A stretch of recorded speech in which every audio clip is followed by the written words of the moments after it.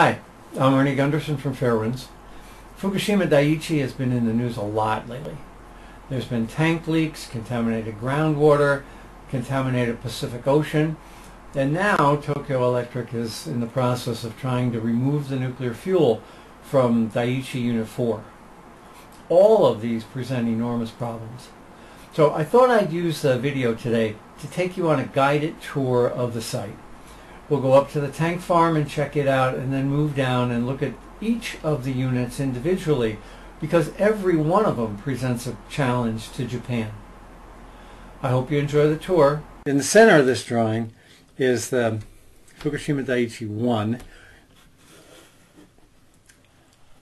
and Fukushima Daiichi 2, and then 3, and then 4. On the far side of this picture, on the right, are two more cubes, and that's units 5 and 6. We'll talk about them later. As the numbers indicate, Fukushima Daiichi 1 was the first to be built. And all of the problems that are presently happening on that site, as well as all of the problems that happened with the tsunami, were created when they built Fukushima Daiichi 1. And they is not Tokyo Electric. They is an American company called General Electric and another American company called Ebasco. They're the ones that determined how close this power plant is to the water. Now we're going to jump here to another slide of what Daiichi 1 looked like when it was built. And this is only Fukushima Daiichi 1. All of the issues on Daiichi 1 were locked into concrete. What happened on units 2, 3, and 4 as well. Specifically the grade. If you look back up the road, you'll see about 100-foot drop that engineers built a road down to the water. That was actually all dirt. This entire piece was dirt, and those power plants weren't there. They were covered about 100 feet of dirt over top of those power plants. So the decision to put Fukushima Daiichi near the water was made by General Electric and Ebasco. Now, of course, that had effect on the tsunami, and we won't talk about that today. But now it's a leading cause of the problem with the groundwater.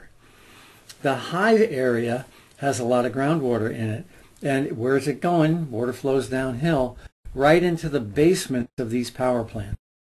So the decision to cut away the bank that was made in 1965 by General Electric and Ebasco is the fundamental problem on this site, because it's causing the basements to flood. Back in the day, in the 60s, there was a large, steep drop-off to the ocean that was leveled by engineers. Okay, on the far side of this picture, on the right, is the tank farm. It wasn't there in 2011. And it grew dramatically from 2011 to 2012, 2012 to 13. And you can see it's getting pretty darn full. They're going to wind up having to take some of the land in the next farmer's fields over in order to continue to store all this liquid radioactive material.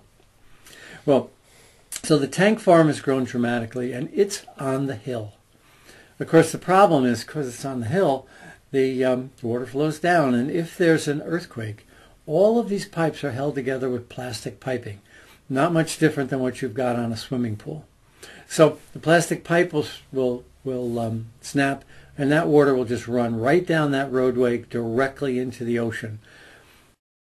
The tank in question in this farm is leaking directly into the groundwater, but that's just one tank out of 1,000. And while it's serious enough in itself, it's only problem number one. Problem one, the tank that's leaking. There are other tanks that are leaking too, but the worst one was the one that was identified about 3 weeks ago. Problem two is that this entire tank farm is not seismically qualified. All right, let's go down and take a look at the power plants along the water, and we'll get to the problems 3, 4, 5. Now remember, these power plants have basements that are essentially below sea level.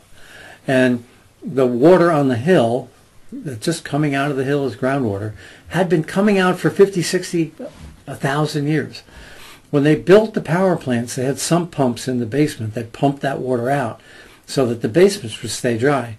Well, now, of course, the basements are radioactive, so they can't pump it out. So we've got hot radioactive material in these basements, and it's got no place to go except downhill into the Pacific Ocean. The problem number 3 is not the leaky tank farm. Problem number 3 is the leaky basements on Daiichi 1, 2, 3, and 4. All right, let's take a look at Fukushima Daiichi Unit 1. Now, it doesn't look like this right now. It's got a cocoon over top of it.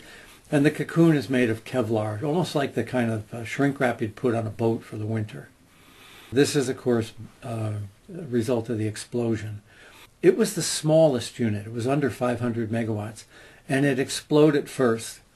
So mystery number 1 here is just how much damage happened before the explosion. There's a lot of indications on Daiichi 1 that radiation was being released before the explosion and before the tsunami. So it appears that, at least for Daiichi Unit 1, that the earthquake caused some damage. Now in the foreground here is the stack, and Tokyo Electric found cracks in the stack at about 66 meters up. That's likely a seismic node, and it's quite likely that that stack buckled from the earthquake. So there's a bunch of indications here that Fukushima Daiichi was in trouble from the earthquake, and the tsunami just sealed its fate. Let's move over to Unit 2. Unit 2 looks like it's in the best condition, but it actually had probably the most severe containment explosion. Units 1 and 3 and 4 also exploded, but the explosions appear to be outside the containment.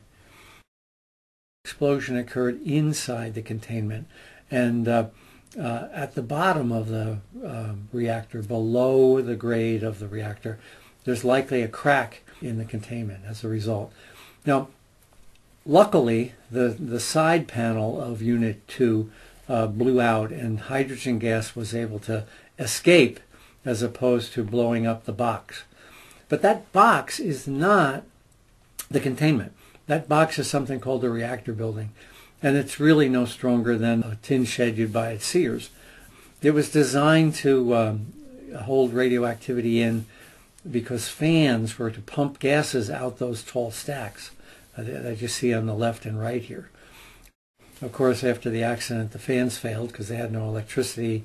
The hydrogen built up and blew the sides off of Units 1 and 3.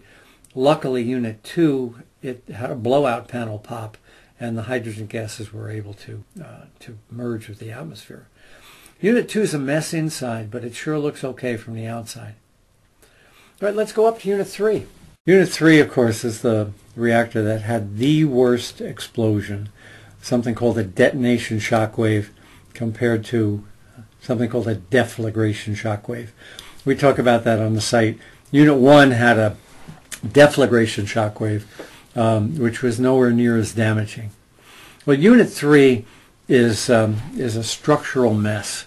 Now, it's so badly damaged that they cannot move the nuclear fuel the way they traditionally had planned. The structure just won't handle the extra weight of a heavy crane put inside it.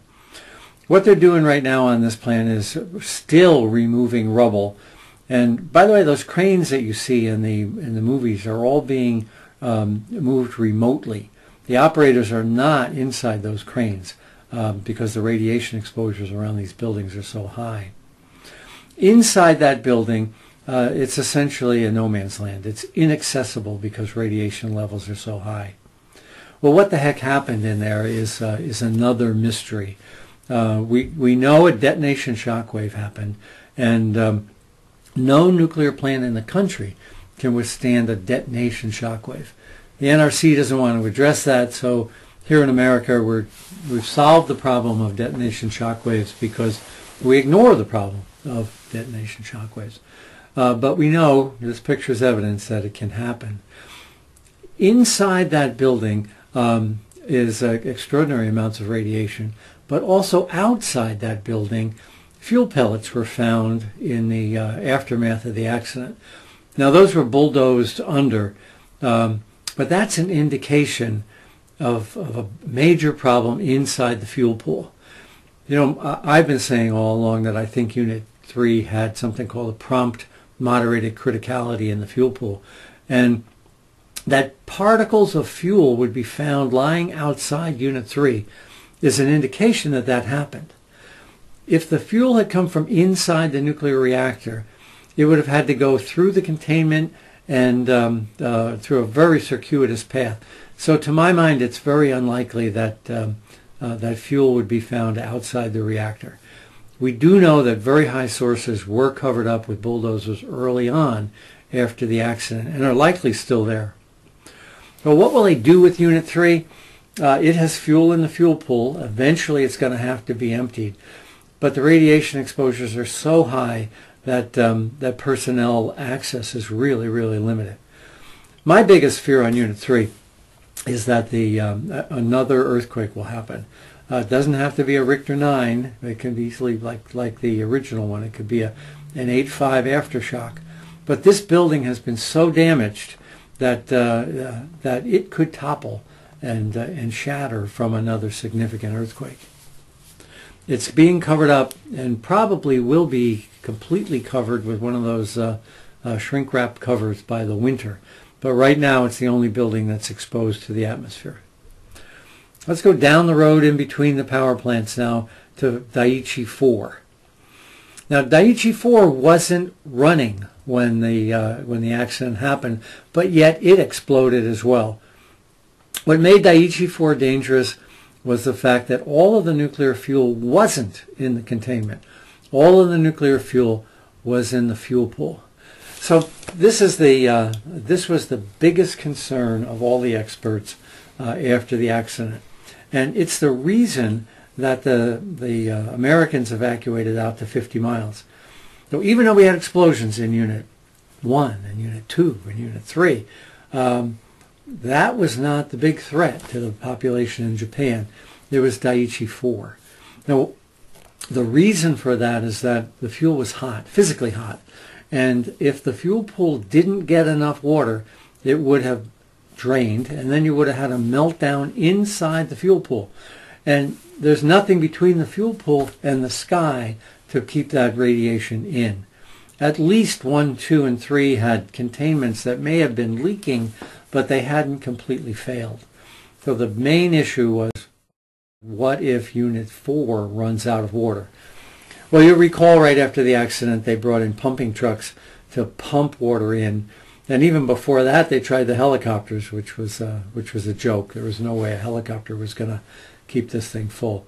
But in any event, they were able to pump the water back into that fuel pool, and now they got underneath the fuel pool and stabilized it. This is another indication of a seismic problem on the Daiichi site, because after this building exploded, Tokyo Electric went in and beefed up the floor under this fuel pool. So clearly they had concerns back in April and May, right after the accident, that this plant had a fuel pool that it was in jeopardy of failing. Now this one's all wrapped up in shrink wrap right now, and they're planning to begin to move nuclear fuel shortly. Now nuclear fuel is like cigarettes in a pack of cigarettes, and if the pack is new, you can pull a cigarette out pretty easily. But if the pack is distorted and you pull too hard, you'll snap the cigarette. Same thing can happen inside this fuel pool. If you pull too hard on the nuclear fuel, you can snap the nuclear fuel because the rack has been distorted. The roof fell in on the building. Of course the rack is distorted. So it wouldn't surprise me that in the course of emptying this fuel pool over the next year, they'll snap a fuel bundle. And you see the stack over there on the right? Well, that's connected now. So they'll pump the gases from inside that envelope up the stack and release them into the air. So it wouldn't surprise me that we'll get airborne krypton again, krypton 85, as a result of cracked and damaged fuel inside that fuel pool. it happens at nuclear power plants around the country periodically. What normally happens is the fuel pool area is evacuated, all those gases get sucked out and pumped up the stack. So keep your eye on Unit 4. I suspect in the future that'll happen. Now we have to pray on Unit 3 and Unit 4 that there's no significant earthquake until those fuel pools are empty.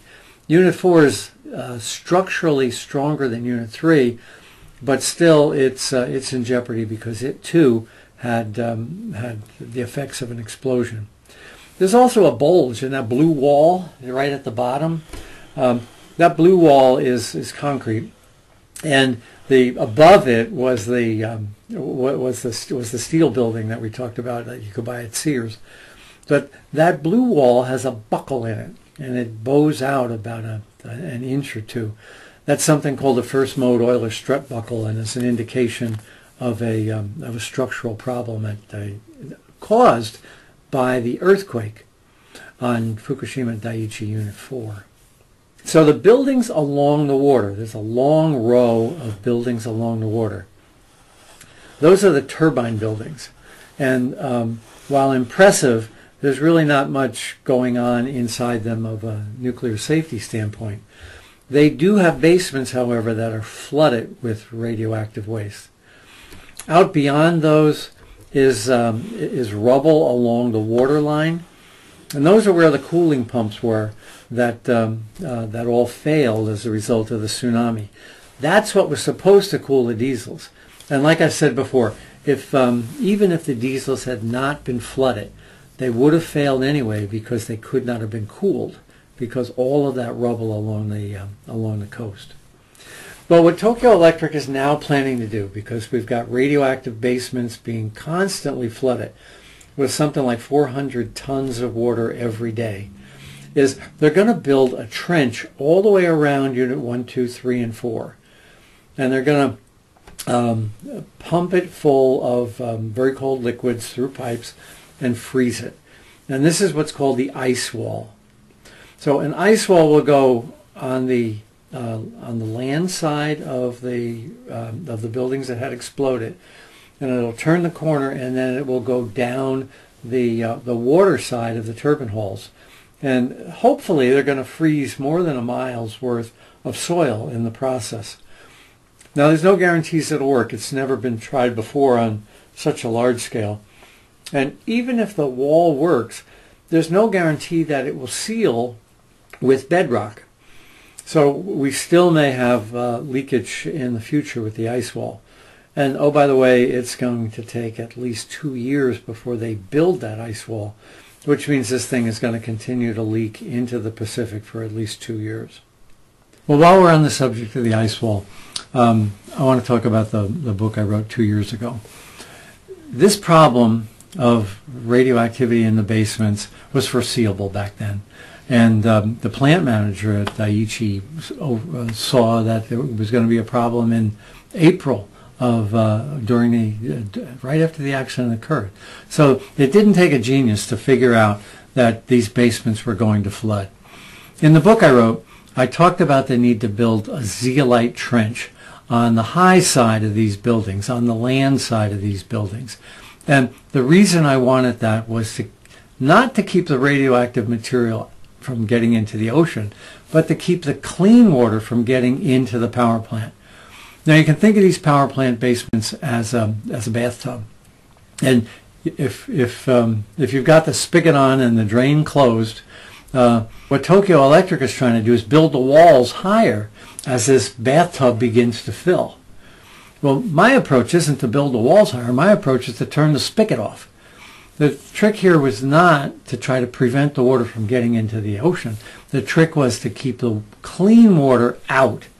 That's why the zeolite trench, if it had been built 2 years ago, would have allowed engineers to go up on the hill and pump clean water right out into the ocean. It would not have been contaminated because the zeolite trench would have prevented that from flowing out. Now it's too late. The groundwater is contaminated, and if you were to suck groundwater up now, you're not sucking clean water up, you're sucking contaminated water up. And we'll see if it works. Last thing I want to talk about on the site today. Remember we started this by saying that The design decisions on Fukushima Daiichi 1, 2, 3, and 4 were made by American engineers at GE and Abasco. If we go to the other side of the site, there's Fukushima Daiichi 5 and Fukushima Daiichi 6. They're not in the same location, are they? They're further away from the water, and they're physically higher.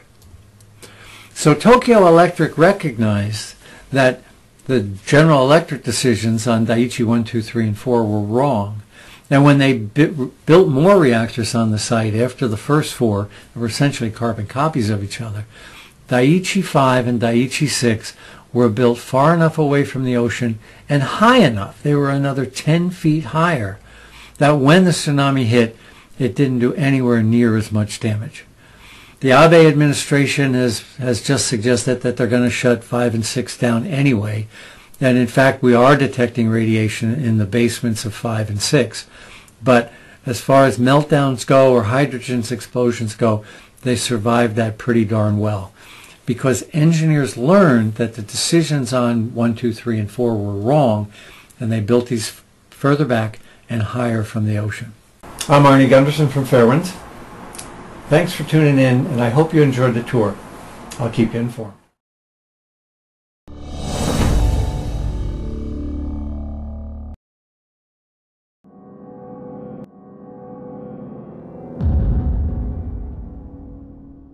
Right now the world faces a terrifying crisis. The fuel rods and the spent core at Fukushima Unit 4 are 100 feet in the air. It's hard to comprehend, but the General Electric design, which was the design used at Fukushima, set up the fuel storage pool to be 100 feet in the air.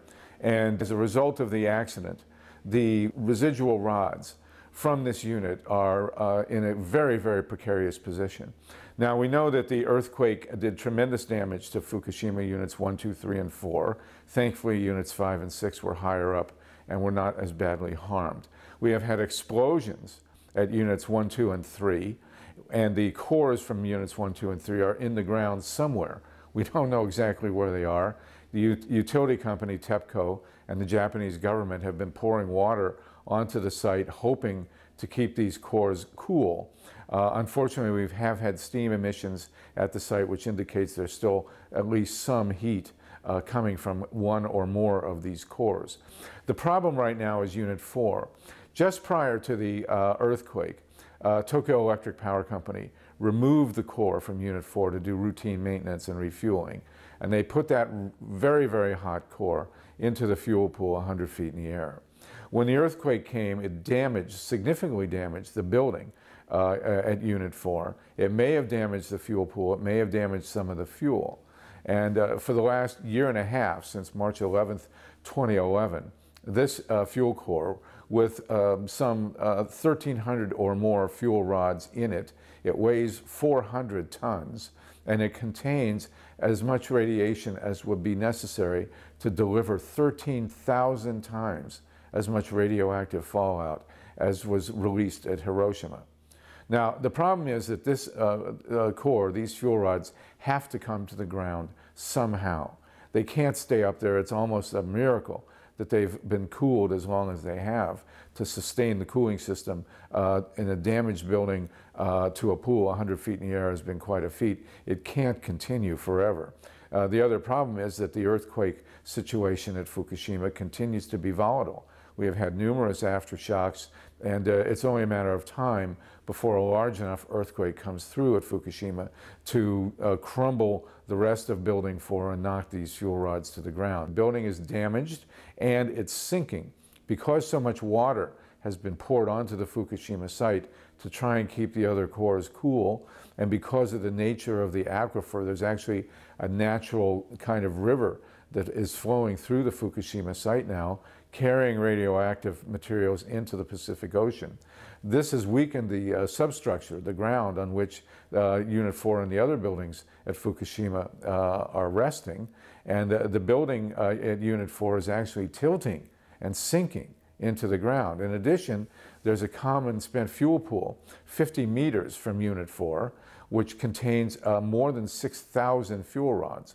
Overall, there are 11,000 fuel rods at the Fukushima site. We have to understand about these rods, by the way, they're the most lethal substance human beings have ever created. If a rod had been in this room when we started this interview, we'd be all dead by now. It is incredibly toxic stuff. In addition to that, the fuel rods are clad in zirconium alloy. Zirconium alloy will spontaneously ignite if it's exposed to air. That's why it has to be kept underwater at all times. Zirconium is actually the element that was used in those old flash cubes that used to burn so bright and so quickly when you took a photograph in the old days.